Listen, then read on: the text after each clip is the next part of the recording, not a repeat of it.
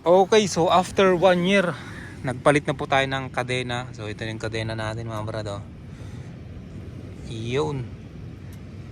So nagpalit na rin po tayo ng sprocket natin kasi ayun nga, 1 year na rin. Tapos sa front dito nagpalit na rin po tayo. Pero stock pa rin po nilagay natin. At so far ang ganda ng takbo mga brad, dahil ang pag hindi kayo nagpalit ng sprocket tapos kadena, yung kadena kong stock kasi na kumakalinsing na, meron na siyang kalawang, tapos ang hirap ng may mga dito maluwang. So regular tayo magpalit ng kadena. Ang kasi doon, pag yung tip nito is matulis na, kailangan mo na magpalit. Tapos pag hindi pa na matulis, okay, parang ganyan, so hindi pa kayo pwedeng magpalit. Pwede pa yung mo. Para sa akin naman, hindi ko na hinihintay ng ganun kasi kano lang naman ang wala pa naman 1,000 siguro magpalit ng sprocket tsaka kadena. So basta kayong kung may budget naman, kung wala pang budget, tis muna, di ba?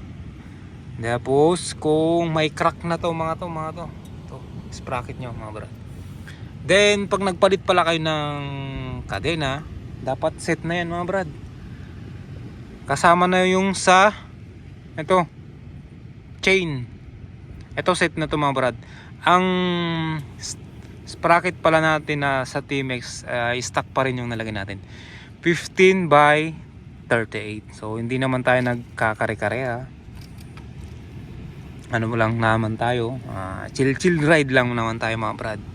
Ayan, 15/38. Simula pala nung nagpalit ako, ang ganda na ng takbo natin. Kahit naka segunda, di ba, yung may mga akyatan na segunda na nahirapan. So segunda at tersyera, kasi bago to bago tong kadena niya tsaka sprocket mga brad. May effect yan sa pag-akyat kung nagpalit ko yan mga brad. Kulay black to. Ito na, dumi-dumihan na. Nung isang araw ko pa napalitan to mga brad.